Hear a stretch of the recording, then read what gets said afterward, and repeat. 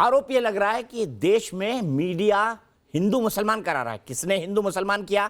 तालिबानी मैं इसलिए कह रहा हूं कि यह तालिबानी मानसिकता है, तालिबानी जमात नहीं कह रहा हूं, तालिबानी मानसिकता के लोग हैं जो एक महामारी, दुनिया की सबसे ऐसी महामारी जिसने सुपर पावर चीन, अमेरिका, ब्रिटेन, फ्रांस, इटली सबको बेबस बना दिया है, सबको जानते समझते।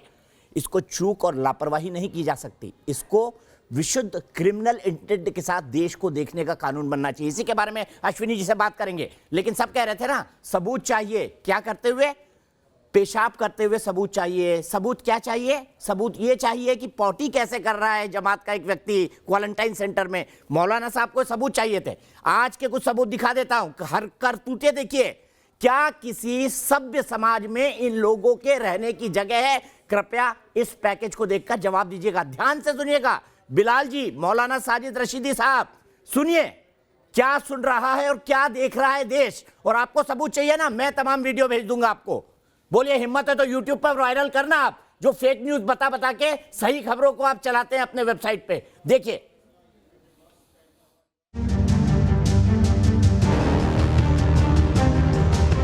देश के गली गली, कोने कोने तक जानलेवा कोरोना को पहुंचाने वाले जमाती अब भी अपनी हरकतों से बाज नहीं आए और अब तो बेशर्मी पर उतर आए हैं। इन जमातियों को कोई फर्क नहीं पड़ता कि देश किस तरह संकट से निकलने की मशक्कत कर रहा है। मजहब को ढाल बनाकर कहीं बेशर्मी तो कहीं बदसलूकी, इन जाहिलों की जमात की करतूत की तस्वीरें फिर सामने आई। दिल्ली के द्वारका क्वारंटीन सेंटर के बाहर पेशाब से भरी बोतलें फेंकी गई। आरोप है कि क्वारंटीन सेंटर में भर्ती जमात से जुड़े लोगों ने इस हरकत को अंजाम दिया। पुलिस ने मामला दर्ज कर जांच शुरू कर दी। अभी एक दिन पहले दिल्ली के नरेला क्वारंटीन सेंटर में घिनौनी हरकत करने वाले जमातियों के खिलाफ मामला दर्ज हुआ था और अब ताजा मामला सामने आया दिल्ली के द्वारका क्वारंटीन सेंटर से। तबलीगी जमात से जुड़े लोगों के क्वारंटीन सेंटर में दिल्ली में 2 जगह एफआईआर दर्ज की गई है। द्वारका क्वारंटीन सेंटर में पंप हाउस की छत पर 3 बोतलें मिली थी, जिसमें से एक में यूरिन भरी हुई थी, जबकि बक्करवाला क्वारंटीन सेंटर में एक स्टाफ के ऊपर जमाती के थूकने का मामला सामने आया था, जिसके बाद बक्करवाला में एसडीएम की शिकायत पर मुनका थाने में एफआईआर दर्ज की गई है, जबकि जो सेंटर इंचार्ज है द्वारका का, उसकी शिकायत के आधार पर द्वारका नॉर्थ थाने में भी एफआईआर दर्ज की गई है। जाहिर है कि ये जो घटनाएं हैं, ऐसा माना जा रहा है कि साजिशन की गई हैं और इनका मकसद है कि किसी भी तरह से कोरोना वायरस को फैलाने की साजिश रची जाए। मरकज से जुड़े जमातियों के कदम जहां जहां पड़े, कोरोना का जाल वहां वहां फैलता गया। ठीक इसी तरह करतूत के मामले भी बढ़ते गए। जिंदगी बचाने वाले योद्धाओं से अभद्र व्यवहार कर रहे हैं।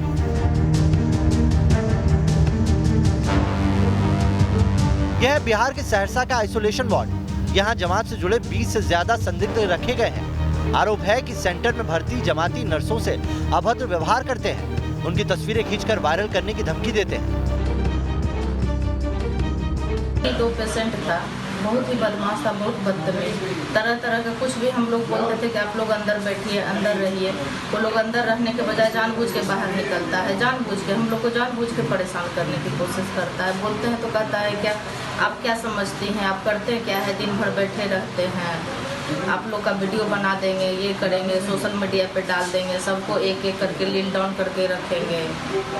यही सब करके हमेशा हर कुछ भी हो तुरंत मोबाइल निकालता है, कुछ भी होता था तुरंत मोबाइल निकालता था। मास्क देते हैं, मास्क नहीं बांधेगा।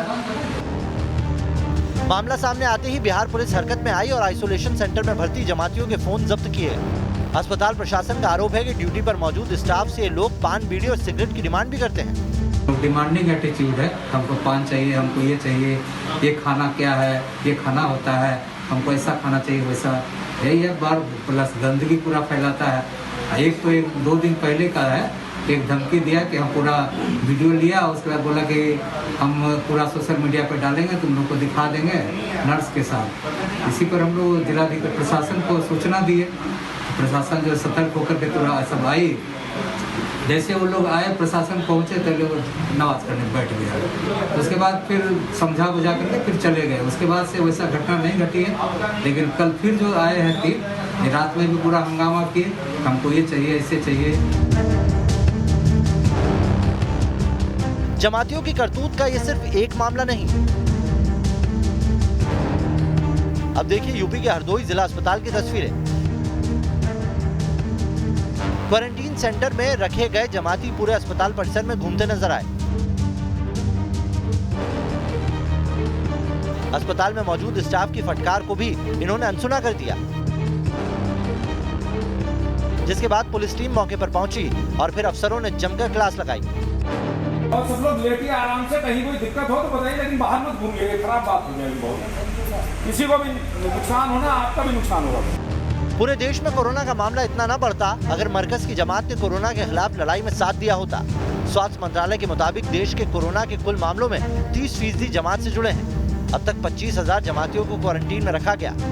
कि गृह मंत्रालय राज्य सरकारों के साथ मिलकर एक मेगा एफर्ट द्वारा उसने 25,500 से ज़्यादा स्थानीय तबलीग जमात कार्यकर्ताओं को और उनसे संपर्क में आए लोगों को पहचान करके उनको क्वारंटाइन कर दिया था। इसके अलावा हरियाणा में जो 5 गांव थे जहां विदेशी तबलीग जमात टीम रुकी थी, उनको भी कंटेन करके सील करके कंटेन कर दिया गया था। तो एक छोटी सी भी गलती भारी पड़ सकती है, सबको पता है, सब जानते हैं। लेकिन इस देश में 28 तारीख नहीं, मार्च के दूसरे हफ्ते से ही तमाशा चल रहा है। तमाशा कौन चला रहा है? तबलीगी जमात के लोग। और हम पर आरोप लग रहा है कि हम हिंदू मुसलमान कर रहे हैं। मौलाना साजिद रशीदी साहब, आपने कहा कि सूसू पॉटी का वीडियो दिखा दीजिए, भेज दूंगा आपको।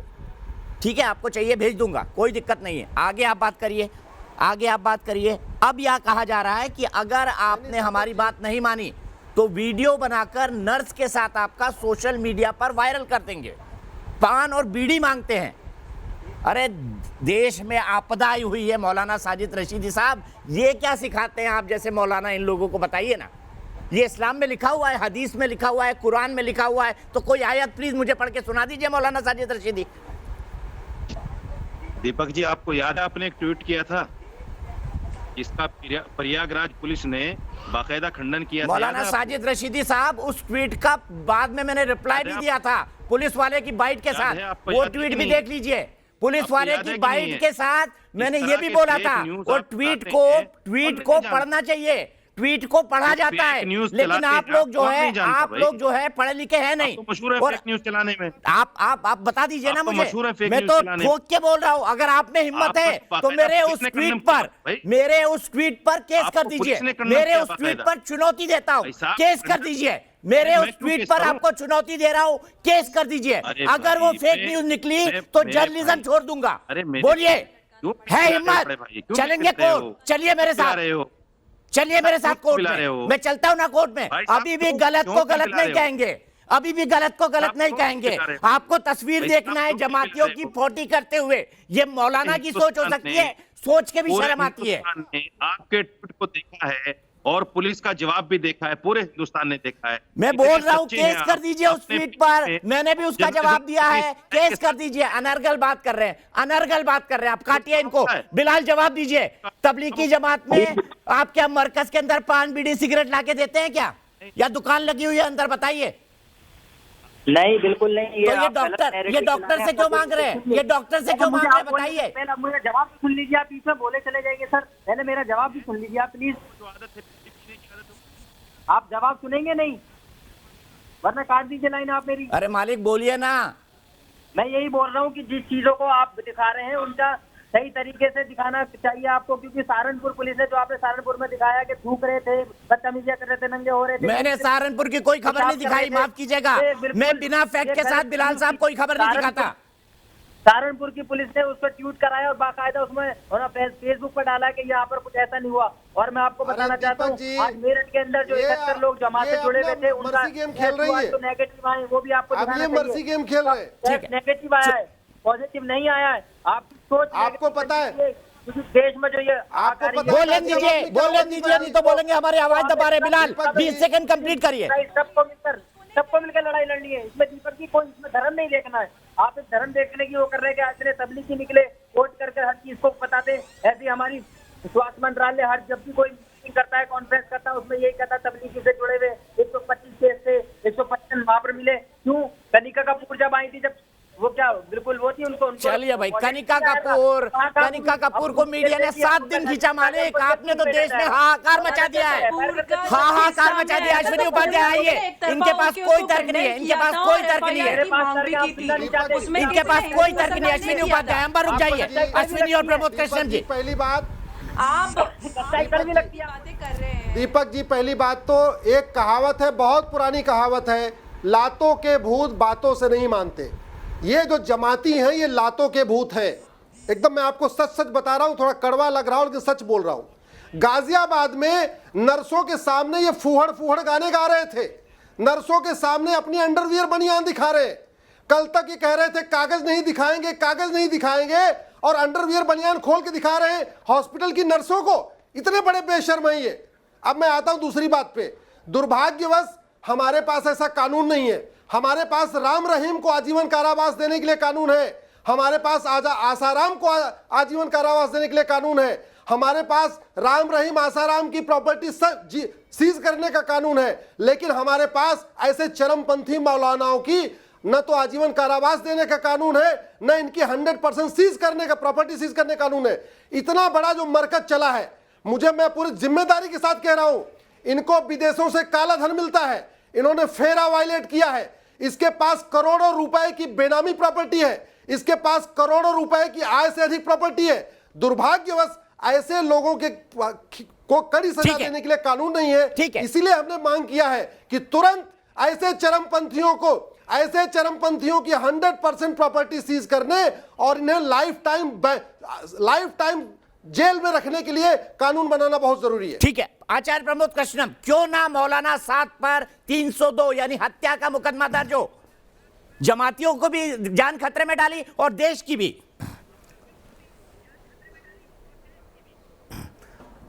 देखिए दीपक जी, एक तो सवाल इस बात का है कि ये हिंदू मुसलमान इस्लाम दीन धर्म का मसला बिल्कुल नहीं है, ये कानून का और कानून को तोड़ने का मसला है।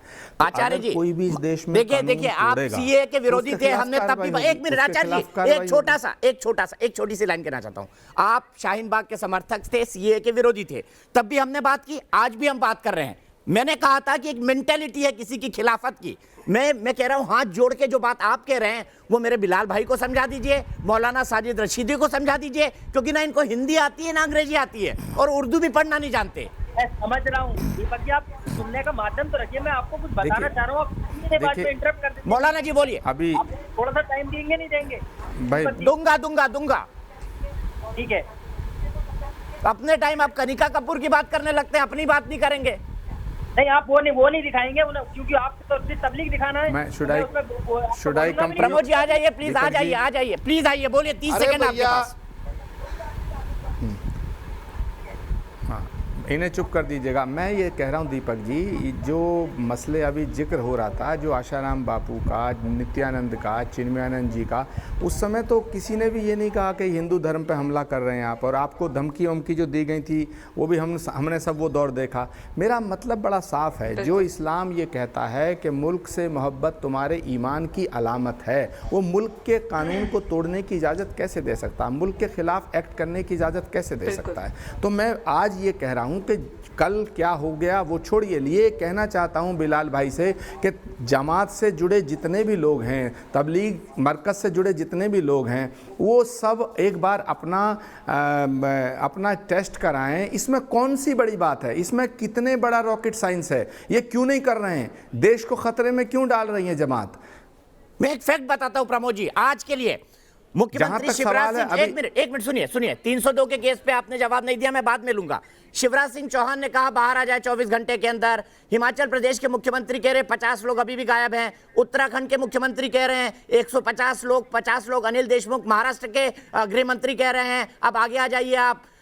बाकी राज्यों के अंदर भी कमोबेश यही हालत है, कर्नाटक के अंदर यही हालत है। अब मुझे बताइए, अब इसके लिए क्या बोलेंगे? कनिका कपूर, दीपक चौरसिया ने फेक न्यूज डाल दिए तो केस कर दो, झगड़ूंगा मैं। और अगर फेक न्यूज डालता है, गलती करी होती तो इतनी हिम्मत है कि उसको वापस ले लूं गलती मान के। आप जैसा नहीं हो मौलाना साहब। बिलाल जी जवाब दीजिए।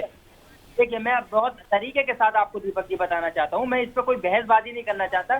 कुछ छोटी बहुत गलतियां थी, मैं मानता हूँ, लेकिन आप एक नैरेटिव जो बात हो गई खत्म, उसको खत्म कर देनी चाहिए। आपको कोरोना को कोरोना की तरफ से देखना चाहिए। अब इसको हिंदू मुस्लिम में करने की आप जो दिखा रहे हैं, आप जो हर वक्त डिबेटें करते हैं, इससे पता क्या हो रहा है? बुलंदशहर की एक सब्जी वाला मुसलमान उनको बाहर निकाल दो, बात खत्म हो जाएगी। आप मुस्लिमों कोरोना फैला दो, आप जो जिनको आपने छिपा के रखा है उनको बाहर निकालो, बात खत्म हो जाएगी। लोग कॉपरेट करते तो ये सिचुएशन ही नहीं होती। लोग भाग रहे, थूक रहे, महिलाओं को छेड़ रहे, मार रहे, थूक रहे, ये सारी चीजें जो कर रहे हैं अस्पताल में। ये बहस इसलिए हो रही है कि आपके जमाती महिलाओं के साथ छेड़छाड़ कर रहे हैं। कुछ पुलिस ने कहा कि इसलिए हो रही है। अश्विनी भाई हम पर प्लीज बोलने दीजिए। बिलाल एक सवाल का जवाब दीजिए। आपने सब कुछ कह दिया ना। आज तक आपको इतनी भी शर्म नहीं आई, आपको इतनी भी शर्म नहीं आई आपके मौलाना साहब को कि एक वीडियो मैसेज ही जारी कर देते कि मत करिए ऐसा। आनी चाहिए, आपको पता होना चाहिए दीपक जी आप कैसी बातें कर रहे हैं। उन्होंने वीडियो जारी करा है, आपने देखा नहीं क्या वीडियो? कौन सा वीडियो जारी किया है? भारत सरकार के हमें एक जो उन्होंने कौन सा वीडियो दे दीजिए ना, वीडियो दे दीजिए। एक ऑडियो 30 सेकंड का FIR के बाद ऑडियो है, एक 30 सेकंड का। उसके बाद क्या क्या हो गया बताइए ना। उसके बाद उनकी जिम्मेदारी नहीं बनती, उसके बाद उनकी जिम्मेदारी नहीं बनती। बताइए, नहीं बनती है, बनती बता दीजिए। राजनीति नहीं करते वो सिर्फ तो सच्चाई और ईमान धर्म की बात होती है, उसको आगे लेके जाते हैं। मोहब्बत की बात करते हैं, आप उसको उस इंसान को बदनाम कर रहे हैं, तो हमारे बदनाम करने की पहले क्यों कहा था कि आप ज्यादा से ज्यादा बाहर निकले, साजिश है कोरोना। चाइना में तो कोरोना का नाम से वो बाहर आ जाएंगे, सब जमाती बाहर आ जाएंगे। मुस्लिम फैला रहे। शर्म मगर इनको नहीं आती। मौलाना साजिद रशीदी साहब आप भी बड़ा निकाल दीजिए। मौलाना साजिद रशीदी आप भी बड़ा निकाल दीजिए, फिर मैं सुबह के पास जाऊंगा और अंबर के पास जाऊंगा। मौलाना साजिद रशीदी दीपक जी, जो लोग ये कहते हैं कि मौलाना साहब छिपे हुए हैं, वो कहीं ना कहीं हमारे देश की इंटेलिजेंस को, हमारे देश की सरकार को कमजोर बनाने की चाहिए। यार आपके टाइम पे कुछ भी बोलते और बीच में बोलते रहते हो। मौलाना साहब बोलिए, 30 सेकंड आपके पास। दीपक जी, जो आदमी ये कहता है कि मौलाना साहब छिपे हुए हैं, वो कहीं ना कहीं हमारे देश की इंटेलिजेंस को कमजोर बताने की कोशिश करता है, हमारी सरकार पर प्रश्न चिन्ह लगाने की कोशिश करता है। बड़ी प्यार हो गया सरकार से आपको मौलाना साहब। कौन कहा बड़ा प्यार हो गया आपको? और ईशानी उपाध्याय को क्या प्रेम है सर? सोचना चाहिए कि जेपी मोहब्बत है क्या जी? हमें तो बताओ। ढूंढेगी ना। ये कहा है कि इस काम को, इस बीमारी को जमात से नहीं जोड़ना चाहिए। जेपी नड्डा का बयान है। तुम्हें शर्म आनी चाहिए अश्विनी उपाध्याय। तुम अपने अध्यक्ष की बात तो नहीं मान रहे हो, तुम अपनी पार्टी के स्टैंड नहीं मान रहे हो, तो शर्म तुम्हें आनी चाहिए, हमें नहीं आनी चाहिए। क्योंकि हम तो कंडम कर रहे हैं उन लोगों के बात जो जमात किस तरह की हरकत कर रहे हैं, हम कंडम कर रहे हैं। सबसे पहले अगर किसी को शर्म आनी चाहिए, सबसे पहले अगर किसी को शर्म आनी चाहिए तो मौलाना साहब को आनी चाहिए। उसके बाद बाकी सब शर्मा जाएंगे। बताइए मौलाना साहब को शर्म क्यों नहीं आ रही? रशीदी साहब बताइए ना। मौलाना साहब अमीर तबलीगी जमात, उनको शर्म नहीं आती क्या? बताइए। भारत में अलगाववाद फैलाना चाह रहा है। ये मैं बोल रही हूँ। अरे सरकार करेगी इस काम को, इंटेलिजेंस करेगी इस काम को, जो केस होगा। अरे वो गद्दार मिलेगी उनको। छिपा हुआ है, आपको उसका पक्ष लेने शर्म नहीं आ रही है? वो कहाँ है गद्दार बैठा हुआ है? वो गद्दार कहाँ बैठा हुआ है? अरे गद्दार तो आप हो। आपको पहले आप पार्टी से निकाला गया, अब बीजेपी से लगेंगे आपको, क्योंकि आप जेपी नड्डा की बात नहीं मान रहे हो। मौलाना रशीदी जाहिलियत वाली बात मत करो। मौलाना रशीदी चरमपंथियों वाली बात मत करो। अपनी इज्जत सामने मत दिखाओ। मैं पूछ रहा हूँ, जिस मौलाना साहब की आप वकालत कर रहे हो, वो गद्दार कहाँ छिपा हुआ बैठा हुआ है? वो बाहर क्यों नहीं आ रहा है? वो बाहर आने से क्यों डर रहा है? मैं पूछ रहा हूँ।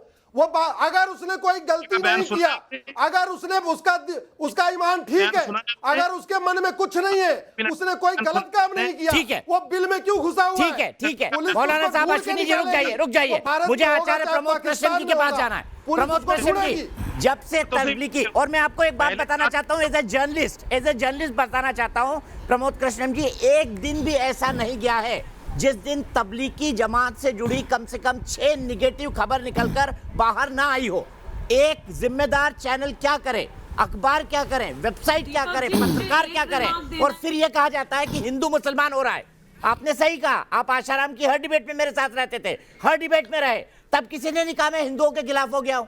सिर्फ आशाराम के चेलों ने कहा, राम रहीम के चेलों ने कहा, धमकियां दी, केस किए। आपकी दोस्त राधे माँ के लोगों ने भी धमकियां दी, आपकी दोस्त राधे माँ जो आपके वो फंक्शन में गई थी। लेकिन अब क्यों बोला जा रहा है कि हिंदू मुसलमानों की बाइनरी खड़ी हो रही है?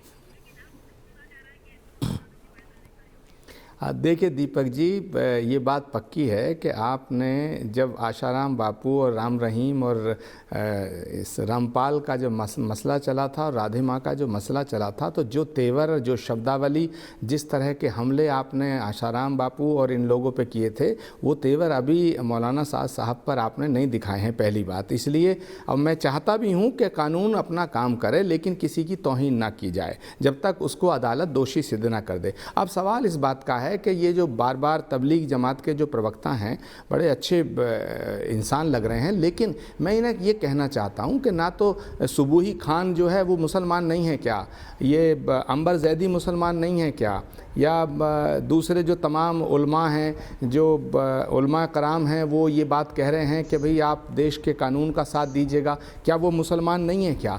और ये हिंदू मुसलमान का मसला बिल्कुल भी नहीं है, ये कानून का मसला है और ये मुल्क का मसला है। तो क्या कानून के दायरे में आते हुए अपनी सफाई पेश की जाए या लफाजी की जाए?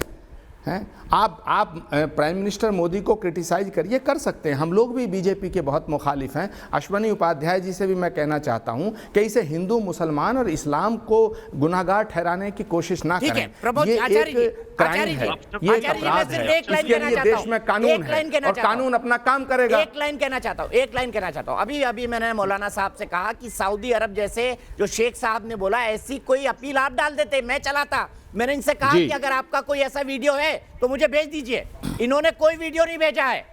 मैं विक्रम का फोन लाके दिखा देता हूँ, अनिल यादव का फोन लाकर दिखा देता हूँ। दीपक जी, प्रॉब्लम ये है ना, प्रॉब्लम ये है, ये कौम के कुछ लोग और उनके मौलाना मौलवी नेता सरकारी दामाद बन के रहना चाहते हैं, सरकारी दामाद बन के रहना चाहते हैं। बोलिए 10 सेकंड, प्रमोद कश्यप जी 10 सेकंड हो सका होगा। दीपक जी मुझे 10 सेकंड दीजिएगा। मौलाना साहब आप भी मुझे जानते हैं, मैं भी आपको जानता हूँ, आपका सच से कितना बड़ा नाता है मुझसे बेहतर कोई नहीं जानता है। प्रमोद कश्यप जी देखिए, फॉरवर्ड नहीं हो सका होगा, लेकिन भेजा है मैंने। देखिए दीपक जी, ये मसला वीडियो डालने से हल नहीं होगा और ना वीडियो डाल करके अपना पल्ला झाड़ना चाहिए। तबलीगी जमात बहुत बड़ा ऑर्गेनाइजेशन है। तबलीगी जमात 150 या 125 से ज़्यादा मुल्कों में फैला हुआ है। तबलीगी जमात के जो हेड हैं मौलाना साहब, वो वीडियो नहीं, उन्हें सामने आना चाहिए, उन्हें बिल्कुल सामने आकर के कहना चाहिए कि भाई जो जांच करनी है मेरी करिएगा, और उनके लिए भी अच्छा होगा, उनके ऑर्गेनाइजेशन के लिए अच्छा होगा और इस मुल्क के लिए भी अच्छा होगा, कानून के लिए भी अच्छा होगा, पूरी कौम के लिए अच्छा होगा, पूरे देश के लिए अच्छा होगा। आपकी पार्टी में भी दिक्कत हो जाएगी और आप ये बोलेंगे तो बोलेंगे आचार्य जी इसलिए कह रहे हो क्योंकि वो आचार्य हैं, दाढ़ी रखते हैं, संत हैं, महात्मा हैं। आप बोलेंगे तो ज्यादा दिक्कत हो जाएगी। मैं चाहूं तो आपको ट्वीट करूं, लेकिन फिर हिंदू मुसलमान बन जाएगा। दीपक जी, दाढ़ी रखना, हिंदू धर्म गुरु होना, मुस्लिम मौलाना होना, उलमा होना, ये सब बात की बात है। बीजेपी का होना, कांग्रेस का होना नुकसान, ये बात की बात है। सवाल मुल्क का है, सवाल देश का है, सवाल राष्ट्र का है और सियासत से देश बड़ा है। ठीक है, सियासत से देश बड़ा है। ठीक है आचार्य जी, मैं यही रिक्वेस्ट करूंगा आपसे कि हमको डिबेट को क्लोज करना है। एक आखिरी चीज कहना चाहूंगा, तेवरों की बात आचार्य प्रमोद कृष्ण ने की। आशाराम की जिस 0 FIR को मैंने पढ़ के बताया था और उसमें से कई बातें पढ़ी भी नहीं जा सकती थी, उसको एडिट करके जब मैंने दिखाया था उस नाबालिग बच्ची का वर्जन, तो मैंने उस आशाराम के बारे में कहा था जिसके करोड़ों फॉलोअर हैं, कई देशों के अंदर खरबों रुपए की संपत्ति है। मैंने साफ कहा था, प्लीज पैनल को दिखाइए, मैं आचार्य प्रमोद कृष्ण जी को देखना चाहता हूं। मैंने साफ कहा था ये साधु नहीं शैतान है। लेकिन ऐसे शब्द अगर मैं मौलाना साहब के लिए इस्तेमाल कर दूं तो मेरा क्या होगा मैं जानता हूं। फिलहाल एक ब्रेक।